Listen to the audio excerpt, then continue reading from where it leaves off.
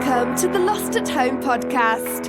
Here are your hosts, Scott Bear and Jeremiah Johnson. Welcome to the Lost at Home podcast. My name is Scott. I'm Jeremiah. And we are back for what is looking to be the last COVID-titled episode. Exactly. We had been staying on the lockdown episodes, and we knew we were going to try to stick with it until we were out of lockdown. We're starting to ease out of lockdown anyway, but even if we were still on lockdown, clearly a lot more has been going on. It's not that COVID is gone. Clearly, we've been seeing record numbers of cases in some areas in the world and in the States. But there's obviously a lot more going on in this world. And honestly, we've been doing this for quite a few months now. In fact, probably exactly 3 or 4 episodes. So what are we up to, number 8? 3 months. Specific one, right? 3 months. 3 or 4 months, which means, so this is our 8th COVID-specific episode. And I say our last, and because we want to get back to our regular numbering, because we probably would have hit episode 300 by now, a few times over, if not soon. And we do want to get back to preparing for that. Also, we're running, I don't want to say running out of corona virus stories, but we're getting a lot more now that the stories are easing up, or rather states are easing up, some weird stories to report on, which actually also might be a good time to explain what that means for you all when you're listening to this show in general, what you're going to get out of content. Scott, take it away. Oh, I was waiting to listen. I'm as enthralled as the listener right now. The Lost at Home podcast is a show about weird news. If you want, I'll take over. You can take over. You were on a roll. I literally, this must be a good show if I just shut the fuck up and listen to you. I was like, I'm going to ease this into a great segue. And I'm like, we're going to nail this. This is the pitch. And, the batter's not even in the box. Nope. It's like you're looking at a butterfly in right field. Yes. Well, if you're the batter, you should not be in right field. Yeah, the true mission of the podcast is to take some of the weirder stories from the internet, drag them back up to the surface, and report them to you. These are things you're not going to hear about on mainstream media. And then what we do when we report these stories is we like to spin them into new content. It doesn't matter what kind of content. We give one disclaimer. If you like the content and you're like, holy shit, that's a good idea, go ahead and make it. Just make a little note that we had a part in it. Yeah, we can inspired by. You can we can be relegated to an asterisk in whatever project you are part of. Just at least make us part of your ass. Yep. And every once in a while we do come up with an idea that we like and we save and we say on the show, please do not use. Because theoretically, if we say that, this is a copyright kind of, because we are producing with a date stamp the idea. I still have not created. We had that promise to each other. We were going to work on something, and then we ended up working out that you got a cat that night instead. So we both sort of fell through on our promise of. I was going to make goat urine soda, and you were going to make something that you actually carried through. I did mine. Yes. So I actually still owe you a Mark Zuckerberg goat urine soda advertisement, which I do want to still make. Yep. And I carried out mine. That was the Vegans Who Hate Vegans Facebook page. Yep.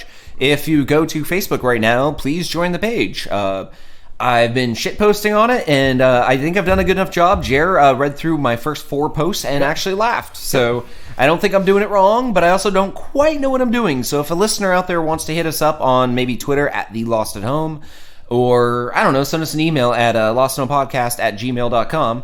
Those are 2 easy ways to contact us, and if you have an idea of where we can go with this, because the idea is solid, now I'm just not sure what to do with it, and I don't like making things to discard and not use them, so I know, it is nice for it to have at least a little bit of a life, because what's it...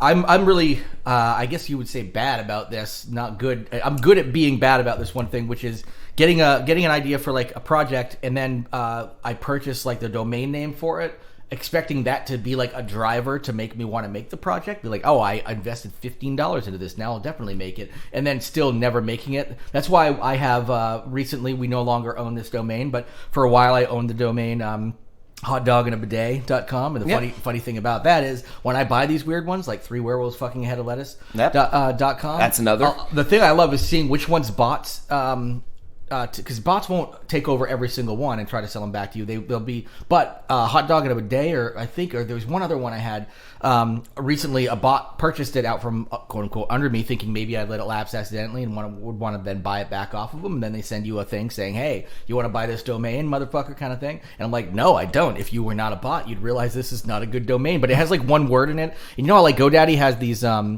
they'll actually rate your domain name, being like, this is a valuable domain name because it has the word words hot dog in it or something. And then obviously it's not taking in content that it also has hot dog and a bidet.com. Probably with the word bidet that was popular. So bidet was trending when toilet paper was rare. So I think what they do is they probably have something that checks those values and then determines whether or not it's worth the bot to spend the money to buy it out from underneath if you get 1 second past midnight when it lapses or when I'm not allowed to have it anymore, and then tries to sell it back to me. And I say, I don't need hot dog at a bidet.com. I did nothing with it when I had it, and I probably won't do anything with it. But anyway, it is good to actually follow through on something rather than just come up with mine was low hanging fruit. It was making a Facebook page. Yeah, but it took 5 minutes. Sure, you made it, but what you're saying is you would actually like to follow through and post on it. Yeah, for at least a little while. Have it live for a year. That's why I've been posting, and it actually was harder to find things to post. But I figured out a rhythm, if you will, to my posting, and I'm going to keep it up. It's very specific to... It's basically shit posting memes, but I try to write a little thing with them and try to make it weird. Almost ambiguous. So when you go to Vegans Who Hate Vegans, you almost can't grasp what the message is, and I think that's where I'm leaving it. Very ambiguous. Yeah, let people draw their own conclusions. And if write someone their own wants to write narratives us on either of the platforms I just mentioned, feel free if you think there is a direction or a funny way to bring it, or just maybe a link to a site that has good memes for it. Yeah, and Scott, this is one of the things I'm also going to make as a not an empty promise, but a promise. Okay, first of all, we're doing this coronavirus episode, which is not really coronavirus. There's one corona dropping we're going to get to a little bit, which is another reason to no longer call them COVID specific. Where most of our stories are no longer COVID specific, but also the plan is for us to do a special episode next week. We talked before on one of the earlier episodes about how Gathering of the Juggalos had been canceled for the year, and we've also made jokes over the years since we've did our very first Juggalo week back in 2014, if I recall, our first year doing this podcast. Is that generally every year around Gathering of the Juggalos, we do a Juggalo week, a special week of the Juggalos. It's canceled. That does not mean our Juggalo episode is going to be canceled. We got a lovely gift from Mr. Jason Northrup in the mail. He is from the Midwest, or rather, he lives in the Midwest now, and sent me a box of Faygo flavors, and we're going to do a taste test here, and we're going to have a Juggalo appreciation celebration episode before we go back to our regular numbering scheme. Plan is to do that next week. I'll hopefully have a new song for you, but my plan is after that, when we go back to the regular numbering, I think it's about time for a Web Droppings 3.0, like making a new Web Droppings opening theme. You'll hear the old one potentially for the last time today, and then we'll create a new one, because we've only had 2 separate Web Dropping openings ever. And I think it's about time. I plop that in. I'm like, I'm getting sick of listening to this one, even if it's just for myself, finding something new, finding a new way to entertain in the show. And theoretically, I am working on a few interviews because we haven't had one in a long time. And theoretically, we might have an interview for our first numbered episode. That would be great. Which would give you even more time to work on your Web Droppings jingle. Yeah, exactly. I am pushing. I won't say any names, but I got a few leads, and also some old guests have been more than happy to come back. Yeah, and honestly, our format has not really changed a ton since the coronavirus, except for the fact that we have sometimes gotten a little looser than usual, and been there was one day we didn't get to a single Web Dropping because we're like, let's just talk about movies we like. So when we get back to the normal numbered ones and everything, we'll probably dig back into some of our segments that have been missing for at least the past 3 months, probably even longer, and work our way toward that great episode 300 that we still need to create. I can't remember where we left off, 5 or 6 episodes behind it. I don't know, 295, 296. Yeah, we have to actually kind of get on that. Start hustling. Honestly, the time to hustle on that would have been during the actual pandemic, where a lot of the people... Except you worked straight through it. I was actually extremely busy during that time. I should have done some writing during that time. But the way I was thinking is actually a lot of the hard part of that is wrangling other people to help. And there were so many other people I know who had more time to do recording some voices for things like that. And granted, we've always been able to get the help in the past. From friends of the show, the Kyle Brocks of the world, and some celebrity guests. Yeah, that Cops have got helped. Canceled. He's got plenty of time now. No more podcasts for him. Yeah, the thing about them is they just watch old episodes. I'm pretty sure they have a lot to watch. Yeah. I think they could still have their would they podcast. Do it? Because maybe it's that's what I'm curious if there definitely needs to be at least the time before it, because although really it's them pretty much just making fun of the ridiculousn's of that show. True. And the Office is like the mustache of the week and shit like that. Anyway, so regardless of that, but friends of the show who help us out, and even some celebrity folks who said they will drop us either a voice or another interview down the line. So we got things in the works for when we get back to normal. But until then, let me just go ahead and maybe have the last corona-specific dropping. Not that there won't be other coronavirus stories, but this is the last one of the COVID months anyway. Yep. And it's actually a really cool story. It's not particularly funny or silly. It's actually it's just very interesting and right up our alley as far as, occultism and magic and I don't know, just like the kind of stuff that we like, folklore style stuff. It is a little ridiculous, but the coronavirus is actually being worshipped as a goddess in parts of India. There are believers leaving offerings to the new deity, Corona Mai, and what ends up happening is there's some women in some villages in India's Uttar Pradesh, I guess. So I'm not gonna mispronounce anything. I think that's the last one I have to even try. I have no idea. It's probably like Uttar Pradesh or whatever. But anyway, they started worshiping Corona Mai, and they've dug a pit in a field, filled it with water, then offered 9 cloves? Yep, and 9 cloves. laddus, an Indian sweet, to their deity. And there's been a few villages that have been getting into this. It started to spread. Other women have joined the activity and begun to pray to Corona Mai. And the reason they're praying to this is it's sort of like, with a lot of, Indian deities, there's like the, Hindu deities and whatnot. A lot of them are gods and goddesses of destruction and life, like at the same time. So you could actually, if something bad is happening, it's not always like that's a demonic force and that's only for bad. They're like a god is sort of like a yin and a yang all together, a god or a goddess, and they'll be like a life and death. Angry, and they can get happy. Yeah, they can do good and bad. And the way they're trying to do this is they're saying so they're praying to the deity, thinking they're angry clearly, and it's to spare lives of their family and stuff. Don't know why they're being so specific. Why not spare everybody's life? But they're like, hey, get enough people involved, spare the lives of our family. Some people are not happy about this, and I can sort of understand where there are times for accepting and embracing religious superstition, and then sometimes there aren't. That being said, I can't imagine anybody anybody in the West that has no right getting angry at this kind of thing, because people pray for shit all the time and they just don't pray to a specific deity. But people are allowed to pray. But a lot of people are saying this could be harmful because now you have some people who might take it so seriously that they don't follow other precautions because they assume, offering a couple of pieces of candy to a goddess they just made up a few days ago is going to spare them and the lives of their family. So there's also that occasionally superstition can be a public health concern. And so there are some people being a little concerned about that. That being said, the thought of a virus god or a virus goddess, which apparently there are some other ones in this, other deities like that, is really fucking cool. It almost is its content in and of itself. If somebody was praying to something like that, or you found there was just this virus god or virus demon that was actually causing a pandemic, you could turn it into a horror movie. You could turn it into a horror movie where it turns out these people are not crazy, and there really is some kind of demon that has been summoned to cause this pestilence, which is very common in all religions. Yep. I just recently watched Midsommar, and you finally watched that? You had not seen it, right? I had not seen it. Finally watched it. It's really good, and all I could think of when you were telling the story daytime horror. If people can pull off daytime horror, so good. Yep. With a virus god. Yeah. And maybe at the end, the god's real. It comes out what was that awesome horror movie where there was the deer tree god thing in the Ritual? woods? Yeah, dude, the Ritual has the best monster. That monster ever. Is so cool. I actually have because I actually looked up the writer that makes a lot because that's folk horror too. Midsommar's folk horror, and so is the Ritual. Very folk horror type vibes to it. And the thing about the Ritual is that by the way too, the Ritual, the director of the Ritual, I think, and the writer of Super Dark Times, if I'm not fucking this completely up, have gotten together and are working on a movie right now. And the director of The Ritual, obviously very good, because I love that movie. If people haven't seen Super Dark Times, amazing movie. I'm not sure if I've seen that one. I have to look it up to make sure. Yeah, it's very good. And that one's the grounded in reality, more like serial killer, young person mentality kind of thing. Remember, what's the name of that movie about school shooters? They plan a school shooting, but it's sort of as a joke until one of them turns out they're actually I know exactly taking. I think we watched it together, if I'm not mistaken, actually.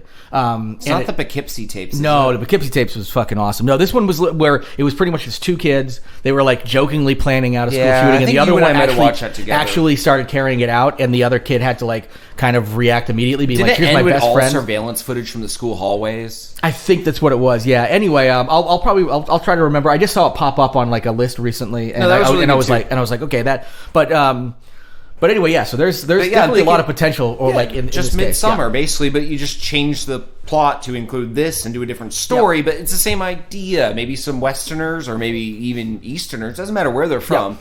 Outsiders come to one of these villages, maybe for relief aid for coronavirus, or maybe even just throw Ebola or some other thing in there. Yeah. Make up your own virus. Make up a virus, but obviously have it very like analogous to stuff that's actually happening, which is not that difficult to do.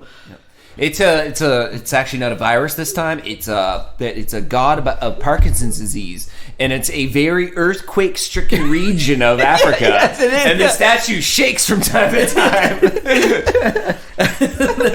We are the Michael J. Foxians. Dude, I just got to the Curb Your Enthusiasm. Oh my god! For the listeners, shakes the soda. I'm listening to 10. I'm watching 10 seasons of Curb all at once. I'm actually kind of jealous of you. I wish somebody could zap my brain, and so I'd never seen it. And I mean, I should just go back and rewatch it all, but.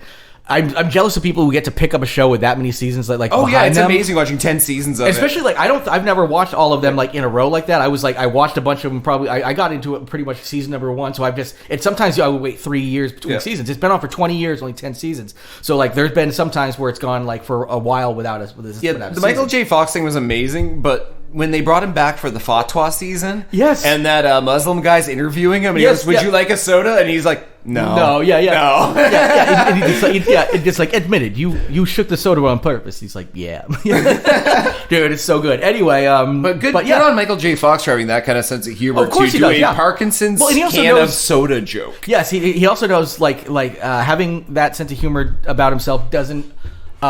Take away or undermine the seriousness of especially the work that he has done to bring awareness and make money for this cause. In fact, it probably raises awareness. If anything, like this is something that like bring something like that back out. Also allow people to feel comfortable. If people can laugh about something, not at it, but about something, it makes it so much more comfortable to actually discuss and have a discussion about. Otherwise, you just walk around with these, we're seeing a lot, especially with race right now, is that, it's so easy for people to feel like worried about speaking about something that is sensitive, so they just don't bring the topic up at all, and then it just suffers in silence, and the only people actually trying to affect change are the people actually affected by it, as opposed to what you really need is like 5 people to every 1 person affected by something to help, raise it up into the public spectrum anyway. So I won't talk anymore about the serious stuff. Let's get back on to some funny shit, and let's move on to web dropping. That's the new content. So I think I'm ready for web droppings myself, and possibly the last time you will hear this Nicolas Cage web droppings. Let's roll it. Web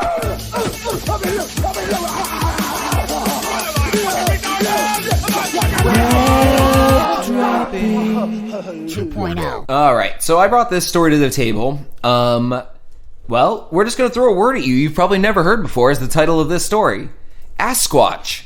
As in Sasquatch, but Assquatch. I'm going to be honest. When I read Assquatch, all I felt was anger that I hadn't already come up with an entire series of erotic novels called Assquatch, and how I was so pissed knowing that term exists and I have not been using it my entire life. Chuck Tingle needs to get on this. Honestly, we need to get on this. We were talking already about writing some content for, was it like porn channel or something like that? The audiobook erotica thing? Yeah, audiobook where erotica. you can just submit your own and it gets posted and people can listen to it. We need to write, or you need to send me that link or write it back down. Or it's something. in our show notes. Okay, well, I need to dig that up because I want to follow through on that one, and that's one that we don't have to take from our listeners, that everybody can do and everybody should do. And if we do it, then I can do it at home. You can do it at home. And we've recorded submit your own. And we've recorded plenty of that stuff. We had a whole special. We could do the Star Wars one. Just submit it to their page. It's already made. Well, and we had another one too, where we each made one, and I think we even had we've done a few. There was one. Remember, I was actually reading out of a real book, but it's easy to write that stuff, and honestly, it's slow-hanging meat as far as I'm concerned. By the way, you've been using low-hanging fruit a couple of times, and I just want to correct you that it's not slow-hanging meat. No, I've been good about using that consistently. I remember doing the Forrest Gump one with him and Sally and the blowjob. Yes. Yeah, I did that one. Jedi. Blow me, Jedi. Yeah, Jedi, blow me. But the Star Wars one, like, that's epic. It's long. We put a lot of work into that, man. And I remember that having more fun on sound design on that. I spent probably 20 to plus hours on sound design alone on that. It was long too. It's 2 parts. Yeah, it's 2 parts for probably a total of 12 to some odd minutes. but like So full Star Wars music, special effects, and everything. and if you listen to it on headphones or like good speakers, you'll hear like if something blows up, like something will automated panning, shit like that. There was something like I never listened on good headphones. 60 layers of sound effects. And I shit. need to go back. I had so much fun doing that shit, and I would love to do another series one. But regardless, we did put those together and play them at one point. And honestly, yeah, let's submit that as a single unit because it was Earl Hall, which people would have to look up, even remembering who that guy is. Yeah, the context within the episode doesn't help because it was contextual within the show at the time. We had done stories on him. And we don't hated Star Wars because of a gay character in it. Yeah, or in a book. Yeah, it was. Yeah, and then trying to. It was just an anti-gay person who was just absolutely It's a Republican legislator, I believe, who just hated Star Wars because there was a gay character in a book no one probably read but me. And he disappeared from the public consciousness shortly after because probably some other asshole just like him came up a week later. And doing an Assquatch one would be good, but I bet a bunch of people right now are like, you just mentioned the weirdest fucking word I've ever heard. Steamrolled past it and talked about other stuff for 5 minutes. Moving on. Yeah. Anyway, well, I want people to be able to ruminate. Yeah. On let people let that sink in a little bit because now I think people have now had like an idea to think about what an Assquatch looks like before we even explain what we're talking about. So now people, with what you have in your mind, compare it to what Scott's about to drop on you for knowledge here. The article we sourced is from Vice.com, and it centers on a taxidermist named Pat Morin, who says that when he has people over his house, they always look at his taxidermy, animals all around his house, and then they almost always center on one and go, "What is that?" And he'll usually respond by saying, that is a swamp booger. And the people are like, what the hell is that? I've never heard of it. Really? And he goes, nah, it's a deer's asshole. What he does is he taxidermies an inverted deer's asshole, making the tail become like chin hair.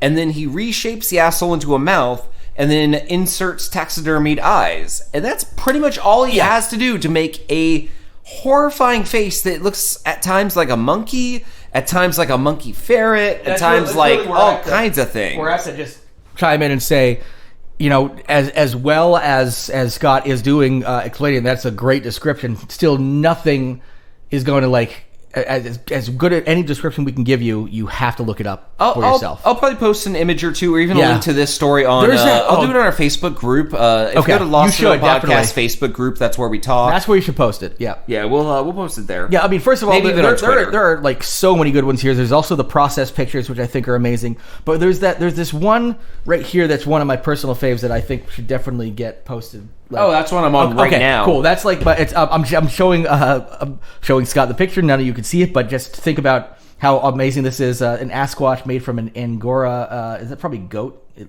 just says got. It's goat. It's a typo. Currently remember earlier when I said Vice must have editors? Nah, never mind. That was a pre-show talk we had. Editors for content, but clearly not for spelling, because it's actually a really this article we're talking about is one of the few well-written articles we actually read. Also, we read from major news organizations. Spell check puts a red underline if it doesn't fix it. You didn't scroll back through. But not forgot. Got's a word. It was probably a blue underline, and I have those turned off because it's grammar. They're probably like, I don't get what Angora God is. It's not going to correct it. It's not going to red underline it. So, yeah, these things are amazing. Once again, if you have to go look at the photos to understand, pause the show, come back. But he basically just makes these creations, and he says the hardest part of doing this is making the mouth because he has to not only cut open the asshole and form a mouth, but then he adds to add like what is it, like a putty to then shape a new mouth using the asshole. So I like the thought that usually if somebody asks you what you do for a living, granted he's going to say taxidermist. Even then, people are like, "That's kind of a weird profession." Fringe taxidermist. But he was just like dark web taxidermist. Yeah. That's going to be like, oh no, I only create things out of a fucking Clive Barker fever dream. Well, first of all, taxidermy's a job, and his name is here, so he is findable on the internet probably pretty easily. I think a nicely written email to him saying, "Can you make me an Assquatch fleshlight?" All you need to do is send me a fleshlight. I will make it. I bet because all you need to do is wrap it because they show him here with these weird, almost like mannequin heads. Yeah, you cut the asshole and you put the fleshlight behind it and probably hot glue gun it in or whatever they do. And then send it back with a real fucking disclaimer saying this is not to be fucked, even though I know you're gonna fuck it because God knows what kind of disease you're going to get from fucking old a dead Angora deer's asshole. goats or goat. Angora Got's asshole. That's it.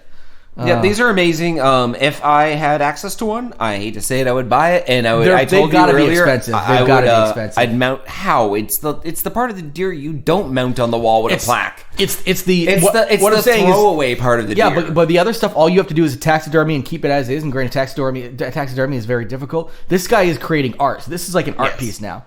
I assume. I've also seen some taxidermy, like I follow weird taxidermy or bad taxidermy on Reddit and Instagram and all these anywhere that thread exists. I follow bad taxidermy, and I've definitely gone on eBay before to find like a bad, because if you want to just get like a taxidermied squirrel on, because there's so many dead squirrels out there, and people don't care if you just stomp a squirrel to get a taxidermy. Like nobody's ever gonna like report you for animal cruelty for just smashing a squirrel. My taxidermied squirrel says Vans down the side of it. Yeah, you wear them on your feet. That'd be awesome, getting a set of like Vans made out of a squirrel run over by a van. I don't know if you meant awesome. No, I meant fucking epic. Anyway, but so some of those things you can find relatively cheap because they're quick. It seems like this guy's putting some work into this shit. And there was actually a term for this kind of taxidermy. It's called gaff, G-A-F-F taxidermy. Okay.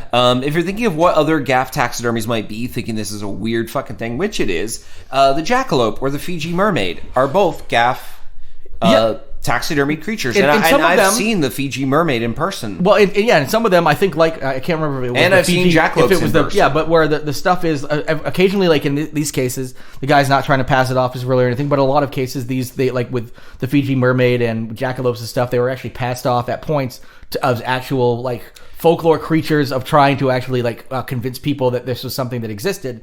And there've been a lot of them throughout history, and there's some museums where they're just a bunch of those things of like the odd creatures, because that used to be a huge market before Netflix was. Taxidermy a platypus and call it a gaff taxidermy. Honestly, at one point it probably was. It's a duck. Yeah. It's a rat. Yeah. It'd be great if you actually you took it apart and just turned it into all the animals they're supposed to be. Oh, that's awesome.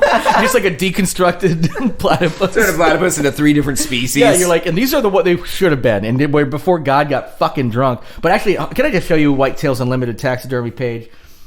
Is this his page? This is for whoever he worked with. They clearly created it in 1996 and have not changed it. It's amazing. Wow. Centered text. Clip art deer heads. With the jaggy edges. Blue on blue. Text blue, background blue. Yep. And just all Arial font, including the lovely, not even Arial, what is it, Impact, with bad gradients, and it's amazing. Honestly, if I could, these are the kind of... It's hard to make a website that bad nowadays. It is. I've actually intentionally made a couple of bad websites, and it took me way longer. I've seen them. There's existentialclippy.com. The one for Sarah. And then there's sarahhazard.com. Sarahhazard.com took me longer because I usually just maybe if I want to make a quick website, like Twiddle sounds like turds.info. By the way, somebody got in touch with me asking if they could donate to Twiddle sounds like turds.info because they use it all the time to inform their friends of how bad Twiddle is. And awesome. So I'm glad it's still got fans out there. But anyways, that's like Twiddle sounds like turds.info. I found a free HTML5 static template, dropped it into place, bopped some text in, boom, boom, boom. That's easy peasy. That's really easy. Nobody's creing, which also there maybe should be a market. I can't believe maybe they make templates though of that because I've never looked for an old school template. That's the thing. No. What I have is I have not found. So Twiddle sounds like turds is like a real proper template. Like sarahhazard.com, I couldn't do that. I had to make my own from scratch, and I had to go and find all these old assets that look really bad enough. In some cases, I would be like, wait a minute, how did I used to make these bad assets? All right, a magic wand tool improperly used with all the jagged edges and save as an 8-bit GIF, not even 8-bit, like just fucking with 4 colors, all dithered. Throw a link box in the corner with like important links, but have it over the text of the page. I intend to so do that. So when you scroll, the text literally hides behind it. I also like, I think it's on a timer every 30 seconds, a real pop-up pops up and says, have you rated my site yet? And you click on it and you go down to rate the site. First of all, you can never submit it, but it only gives you one option of a 10 to rate her site. So stuff like that. It's fun, but it took me way longer to do that. That's actually harder than most websites. But it also made me think like maybe I should create a shitty 90s template and 80s, but honestly, even like different different areas. Be like, like an early 90s template, late 90s template, early 2000s template, Geocities or Geocities, however you want to pronounce that. Anyway, that was an aside. Whitetails Unlimited Taxidermy's website that apparently he's a part of is absolutely magnificent. That's an aside. I'll let you continue with the actual. I think there's very little else to say except for the fact that the first Assquatch, the creator of it, is unknown. This person has just made them because he heard they were a thing you can make. And, so although like the creator of the Assquatch is about as legendary as the Assquatch itself. Yep. One taxidermist who was interviewed in the story, Ryan Barakri, runs a website called Black Bears on Bath Salts. Oh, which yes. I have not clicked on. I'm going to click on it now. If you want to click on that, I'll keep going down to the last bits of info I want to dig from this story. Okay, it's actually a Facebook page. That's what all it is. Yep. That's literally it. Okay. I like the end of the story. And Vice, come on. You need good writers like this. Give this man a raise. Like an ass-obsessed Victor Frankenstein, you usually take a deer rump, flip it upside down, and make a monster out of it. I just love that line.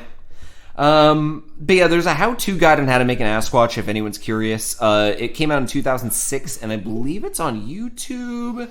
Nope, it's on another old-ass-looking website. Okay, but can I just? I just want to report on black bears and bath salts. I've not actually looked up much about anything about it, but I will offer this immediate respect for them. First of all, they have not posted since July 4th of 2019 was their last post, so I'm guessing they just don't post there anymore. But their post was saying, if you were considering spending money at my shop today, consider instead giving money to races or the Asylum Seeker Advocacy Project, because that was a time where we were caging children. And so instead of posting anything, they just said, no celebration of freedom while children are starving, traumatized, and dying in concentration camps on U.S. soil. So this was clearly somebody who actually had their heart in the right place. And they said, if you were considering even spending money on me today, instead, maybe give it to this other project. So respect already for this person, let alone now that I know that about them, that they have just now gone up. If we were to rip off Last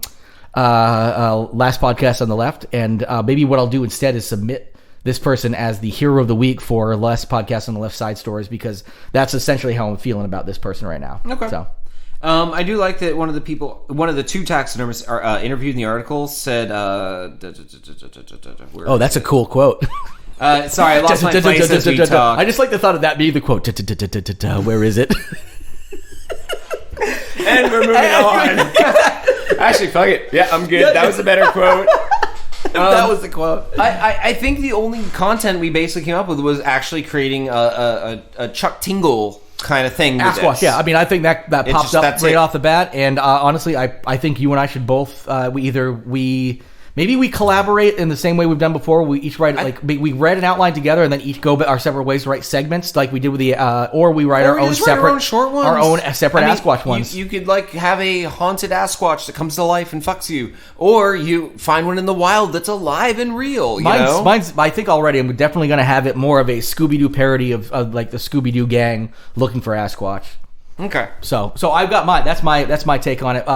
Empty promise / something we should really promise out. Maybe a special for episode 300. We have to get a bunch of content for that. We're gonna be because remember part of the episode 300 we're gonna be pitching stories and stuff. This could be pitching to our publishing house. We're talking about doing talking to publishers and trying to get stuff pitched for that episode. Okay. So. Yeah, I'm down with that. Because that honestly, if we can kill we have to get working on this, so why not kill two birds with one stone? Exactly, that was my thought. Two Assquatches one Assquatch with two podcasters, which is not very efficient, actually.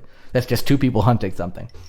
Anyway. All right, our next story, we're bringing back Florida Man. It's been a while. Normally we don't do Florida Man stories because they're kind of trite at this point. But honestly, Florida Man does this, Florida Man does that. At this point, it's been so Corona-related stuff that it's almost refreshing to get Florida Man back. It is. And this honestly, is Florida's never disappeared.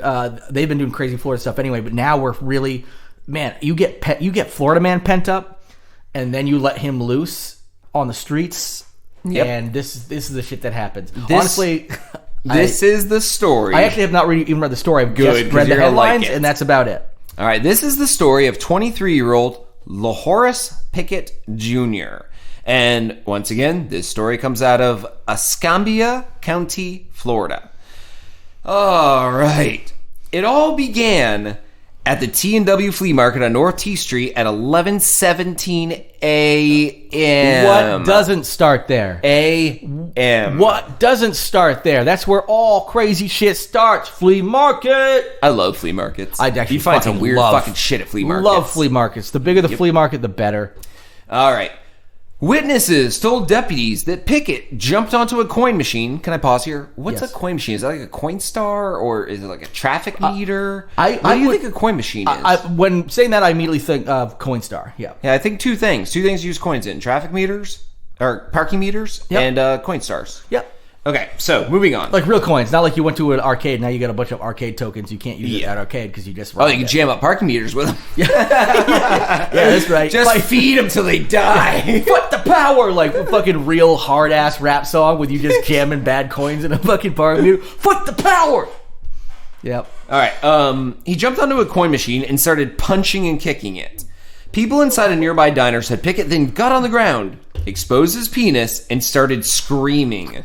One customer said Pickett jumped on his shoulders, which is an amazing feat of gymnastics for anybody. I can just picture a guy be like hey, that guy has his dick out in the ground. And all of a sudden, it's like Spider-Man. He just goes, boop, boop, boop, and he's on his shoulders. Yeah, like a triple somersault. From laying on the ground. From laying on the ground. Laying. From just straight triple somersault. It's like a superhero movie. Instead of an action punch on the ground, it's a boop, boop, boop, with just a thwip of the dick. The dick, helicopter dick. Yeah, and helicopter dick's up. And then when he lands on him, the dick just goes down the back of the guy's head. Because the guy's bald that he jumped on his back. Of course, it has to be. That's the sound of a dick on a bald head. Anyway. Okay. Moving on. Okay, triple somersault on the guy's shoulders. Yep, and then Pickett was also accused in this instance of going behind the counter of the deli next door, the one where everyone saw him doing this, and touching and striking a worker. Touching and striking are the same thing. That's why I paused. Well, I mean, touching could be like more like a grope thing, and then like, a strike you're is like so smooth. yeah, thwip. You don't have nearly as many bruises as you should have. Yeah. Well, fix that right now. Dick power, Right. assemble. Oh wait, that's not how powers work. You don't assemble powers. Usually, that's how you assemble a team. Yes. The dick team, assemble. That's called team docking. Team of one. That's docking. Oh, I thought it was just team of one. But yeah, you're right. Yeah, dick team assemble. Yeah. I like that, like, in my head, that's the way all dicks sound, no matter what they're doing. All right. Oh, instead of fapping, I'm just squeaking. I don't want to see squeegeeing. dicks necessarily, but I kind of want to see two dicks coming each other to dock, and then it keeps intercutting with, like, the SpaceX docking maneuver where the two portals are lining up, but then it keeps cutting back to the dicks. Dicks, portals. Yeah. Perfect. Oh, like a Stargate. Yes. Just a dick coming through the other side. You're like, sweet, a Stargate. The first person anybody does with a Stargate that'd be a is dick going into a vagina. Like, Yes. it starts to penetrate, and then you see on the other side of Stargate, and a dick can't come out. I just saw the stuff like, we open up the Stargate. What do we send through first? I'm gonna stick my dick in it. Some guy at the front of the gate just... Oh, we were supposed to wait? Yeah, the energy's rippling on his facial hair, but then his dick's erect and missing. It's like through it. Oh, the Stargate's a glory hole now. Yeah, you cut to a desert, and some intergalactic guy's just fucking blowing him on the other side. That's like somebody just sitting there reading a paper waiting for a dick to come through the Stargate glory hole. Yep. Neatly folds up the paper very slowly, puts his tea on it so it won't blow away, shuffles his chair over, and here we go. Pops his collar, intergalactic blowjob, sucks him off, and then literally goes, sips some tea to like wash it down, and then just opens the paper, crosses his legs, and puts his hand through to get like a little tip, and then brings it back through. and then Stargate with like $1 million special effect depowers. Yeah, just the fact that like that would be like intergalactic fucking blowjob or prostitution would definitely be the first thing we do with a Stargate. Oh my god, like little mini ones too, like little glory hole size Stargates where you just slap them on a wall and keep walking, and someone's like, what's that? It's like, what are those glory hole Stargates? Right. They keep popping up over the city, and just as you're walking by, a dick just kind of goes through it, and it's just hanging in the wind, waiting for someone. You're like, this one goes to a parallel universe where my the Nazi version of me sucks my own dick.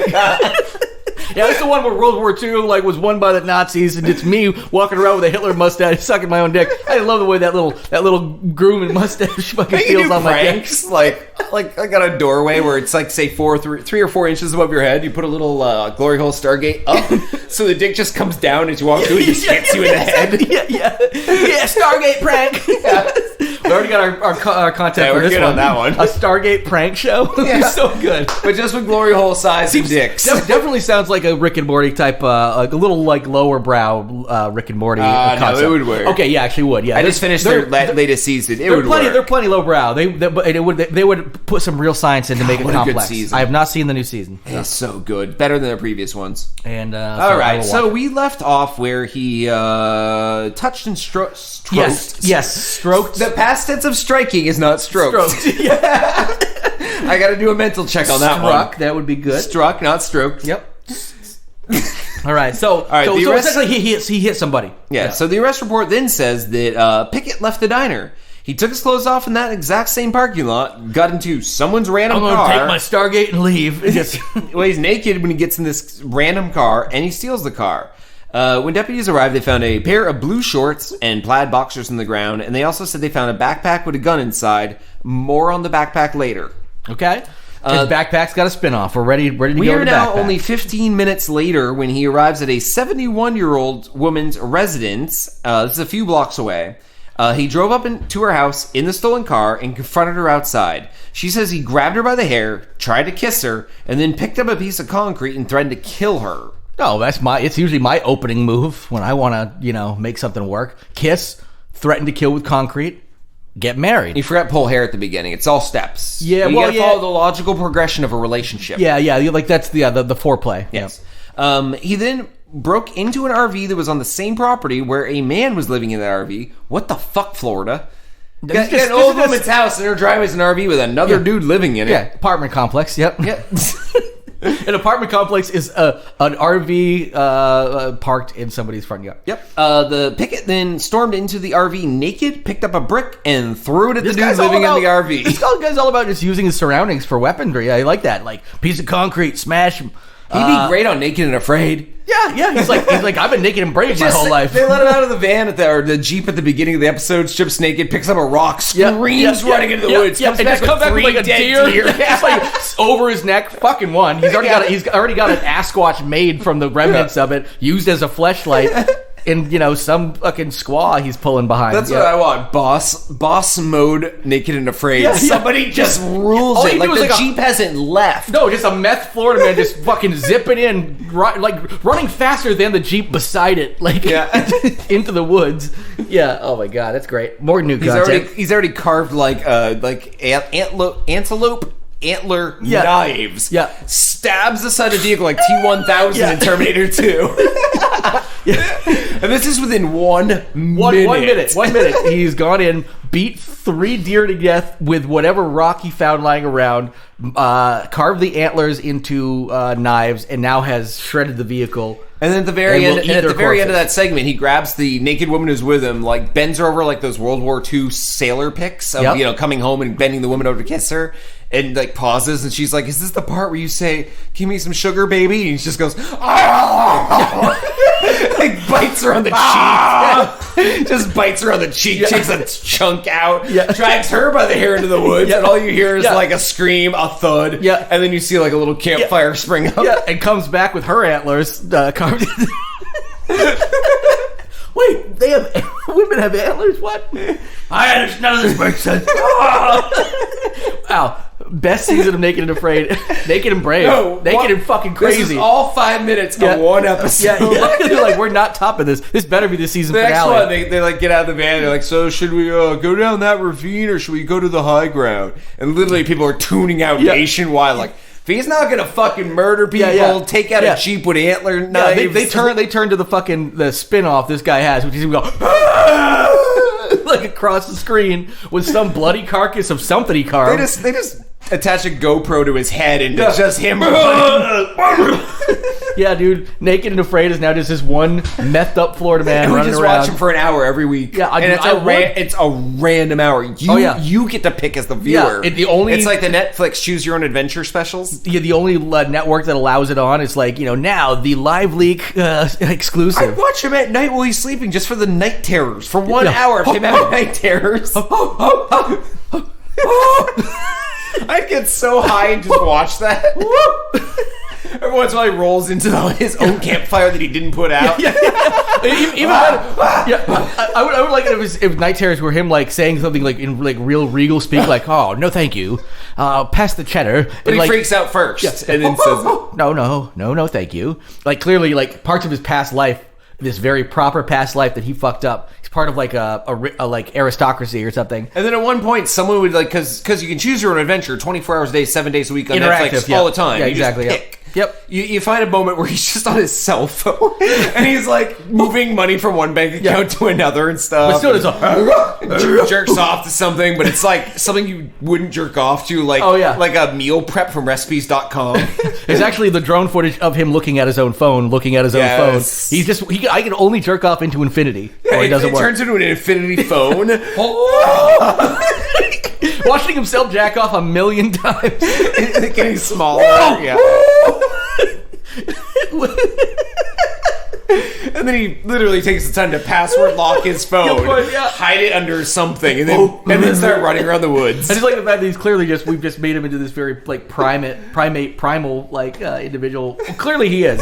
So this is so Pickett so far. Where are we at? We were at the brick. Okay, so I think because there's he's more. in the RV. He's in the RV. He confronted the owner of the RV. Well, the tenant of the RV. By confronting him, he had a brick in his hand and he threw a brick at him. Naked. Yes. All right. Deputies then arrived at this elderly woman's house where the RV is and where he is. When they arrived, they say Pickett tried to run. They caught him in the bed of a truck, meaning a pickup truck. So he tried to hide in the bed of a truck. In the back of the truck. Yeah. Deputies say that Pickett had a backpack, which we mentioned earlier. Yep. Now we're going to go into it further. In that backpack, he had his wallet and ID, a martial arts throwing star, handgun ammunition, and a bag of synthetic marijuana that the writer of this article decided to call Spice. Okay, cool. This isn't Dune, that's Salvia. Yep. Pickett so this is also what they call a Florida man starter kit. It's when you cross into Florida and say you want to be a resident, this is what they give you, is a backpack with that, and you've got everything you need to be a proper Florida man. Now, everything we mentioned started at 11:17 a.m., and he was finally handcuffed and put in custody at 11:59 a.m.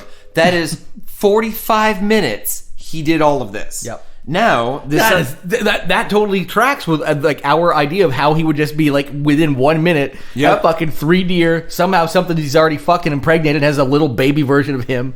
But his day started earlier, and after they had him in custody, they found out he did more stuff before the flea market. Oh, so like 11 was him just like that was actually the end of it. That was his like end of the night. We'll see. Yeah. A man told deputies he saw Pickett earlier that day, so prior to 11:17 a.m., rip his neighbor's mailbox out of the ground.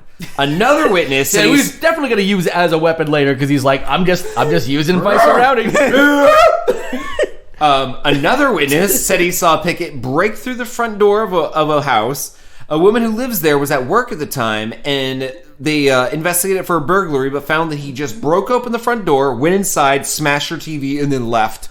I like the smash the TV like with the whole mailbox. Yeah. But no, separate incident. It's so good. It's so great. But at one person's house, he ripped the mailbox out of the ground and did whatever. Another house, another one just punched the TV, and that was it. Probably saw his reflection. Imagine he's like clicking through the channels and barely even having time to like get like the remote's still in your hand. He walks through the door, whoa, smash, whoo, and he's out, and you're just like, what the fuck just happened? You wouldn't have time to react. Like, that is so crazy. Now, here's the weirdest part of the story. And this is how we're going to end it.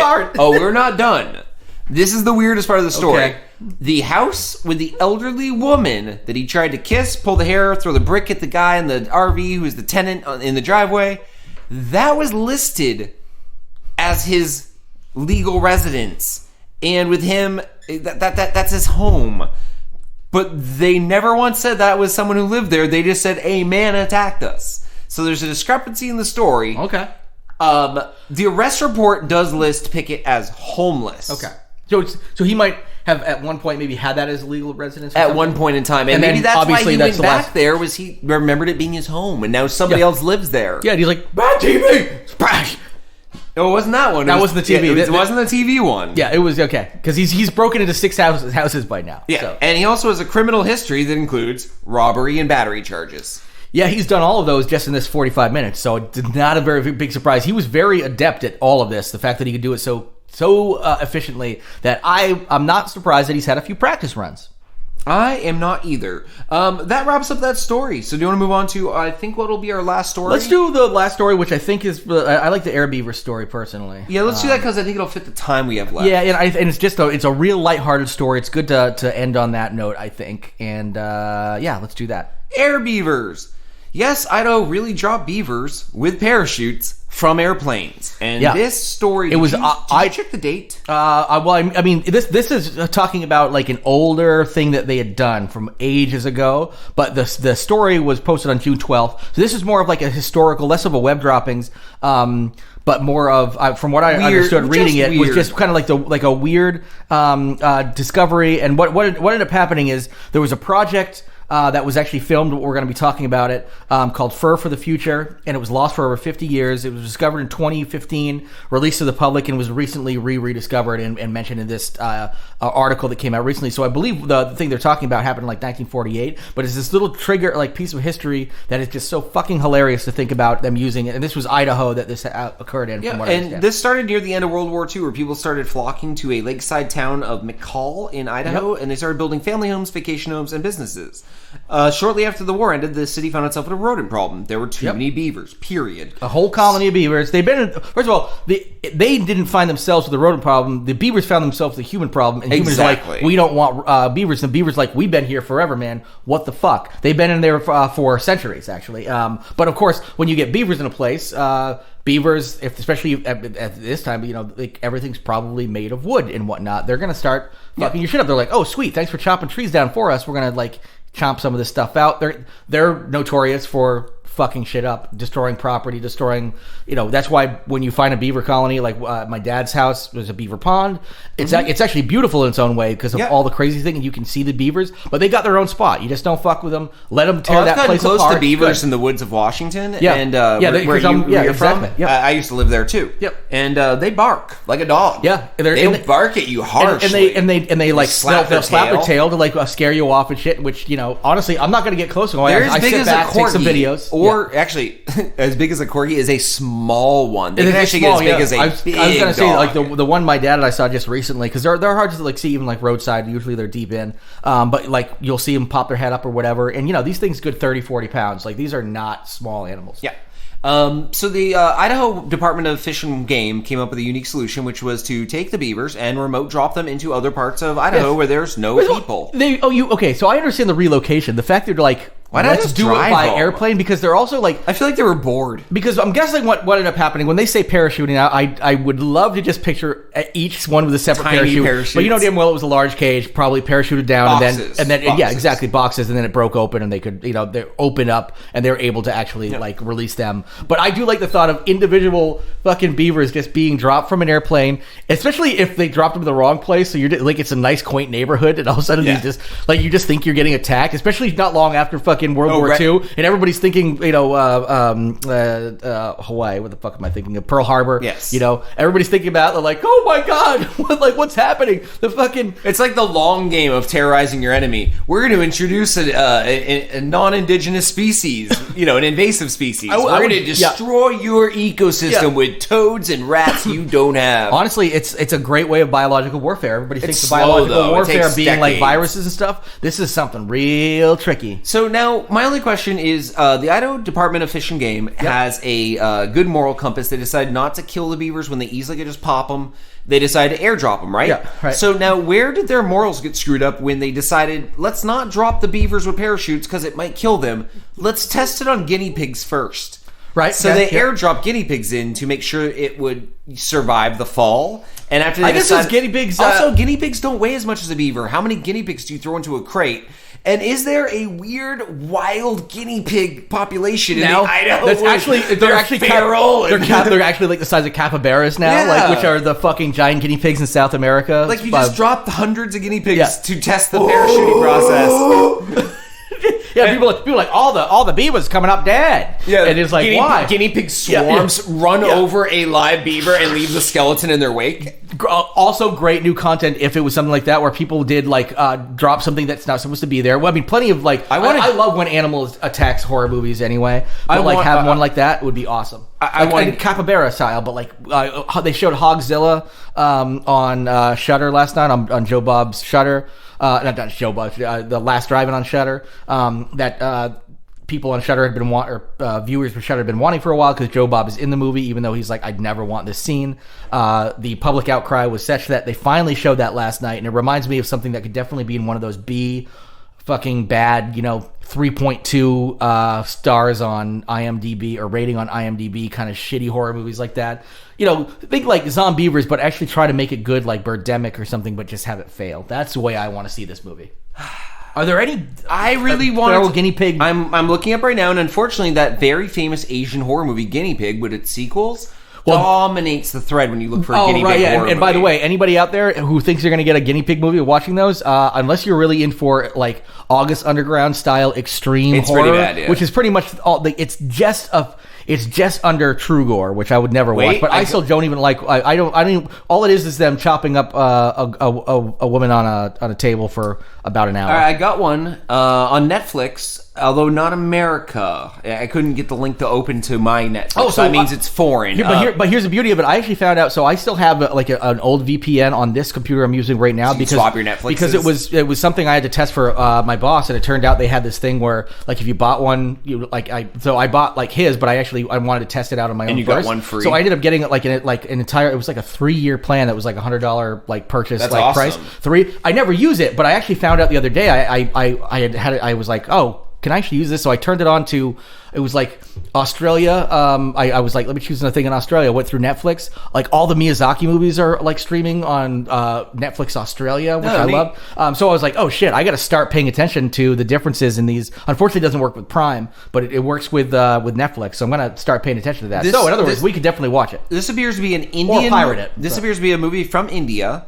It is called Pink Guinea Pig, and the synopsis is: a student forms the Trio Detective Group to solve the demonic pink guinea pig case that is threatening the school and to attract a girl's attention. Okay, that sounds interesting. That is all I was able to find. I'm gonna actually take a look at. Let me check one thing here. Wait, what's this? Is Robert? Wait, 9 most overlooked movies of 2019 from Robert Pattinson's Sexual Guinea Pig. What? Robert Pattinson from Twilight? He has a sexual movie called Guinea Pig?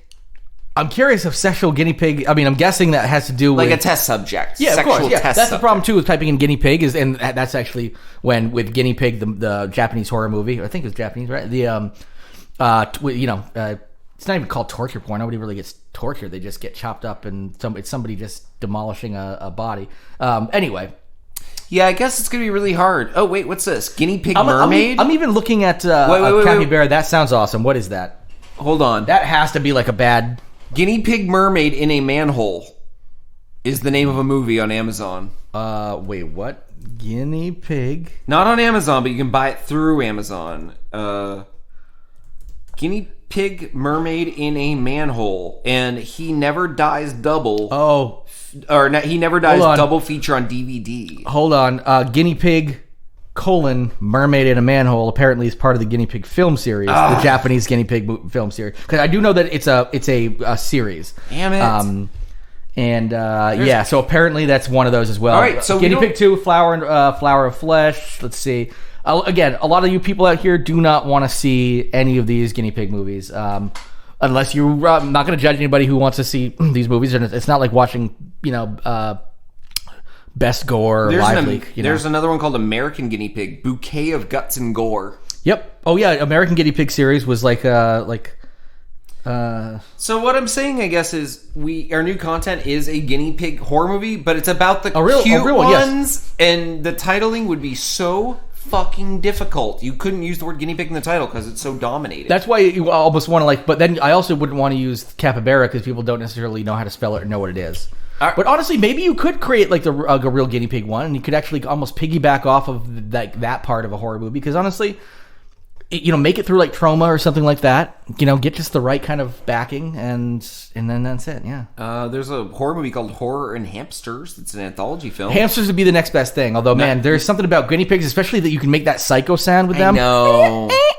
I used to do that with our guinea pigs growing up. I would always be like, Night of the Hell Hamsters. Nice. I don't know. I want to see a guinea pig horror movie. Okay, well, it sounds like it's so hard to come up with anything original that hasn't been done. It sounds like guinea pig horror has not been done. Plenty of pig horror in Idaho. Plenty of razorbacks. Yeah, pretty much use this as the thing, especially if it's a period piece where it starts out with like the World War II thing, but then it cuts to modern day where black and white. They're dropping crates of guinea pigs, and you see them squeak out into the woods. Yep, and the key is that then it's like 50 years later, and you have some wildlife officials on the ground watching a new beaver drop to make sure the boxes are opening and they're not dying. It's a check-in. But here is actually the whole thing, because it's World War II style. It's there, but they don't realize they've just dropped them a little ways away from like an atomic testing site. Also a World War II thing. So it turns out that's how. Then it's like 50 years later, and then of course you go to this town and they're telling you all of these like stories about the folklore of these giant guinea pigs and stuff. Nobody believes in like Bigfoot and whatnot. It's part Steven Spielberg filmography, like very beautifully shot, because he loves World War II and weird stuff. Yeah, it's part documentary because you have interviews and stuff, and then it goes part to like the Fantastic Mr. Fox. Whenever you see the guinea pigs, that creepy all stop motion with the weird like taxidermy, with a weird taxidermy, like getting like go to this place, get a weird taxidermy like at least head that you could put on then a animatronic body or something, or like Jan Swan green screen it so people can walk through and you just see the guinea pigs all like taxidermy. Really, but you looking up at them and hiding a little bit. You just have to get posable taxidermy like faces on something posable or whatever. All stuff for the other people to worry about who are going to take this idea and run with it, you all. It's yours for the taking. Please make it. Credit us with it. Honestly, invite us on, and I will help write that damn movie. I will kill a guinea pig so you can taxidermy it. No, I won't, actually. I love animals. I'll kill a bunch of them. No, actually, guinea pigs are pretty sweet, actually. I can't murder anything except through neglect. Guinea pigs... You throw enough in a shoebox and don't feed them. It's not my fault they died. Yeah, it's my whoopsie-daisy box. Let's go. Anyway, I think that definitely does it for the show. I really appreciate you all listening up, and hope you enjoyed the last non-COVID episode. There's a reason we're going to be switching and pivoting. Stay tuned probably next week for a Juggalo special. We're just still planning on that. So everybody get your face paint on and get ready for some awesome Juggalo stuff. And then we'll be back the week after for a good old standard episode. But don't take a week off from us. Just listen up to everything we gotta tell you. We're going to still tell you some funny shit. You're going to learn a lot about Juggalos, Fago, and possibly other things. We might toss some normal web droppings in anyway. Who knows? We haven't written it yet, but it's going to be a great time. And until then, y'all, get lost. Get lost.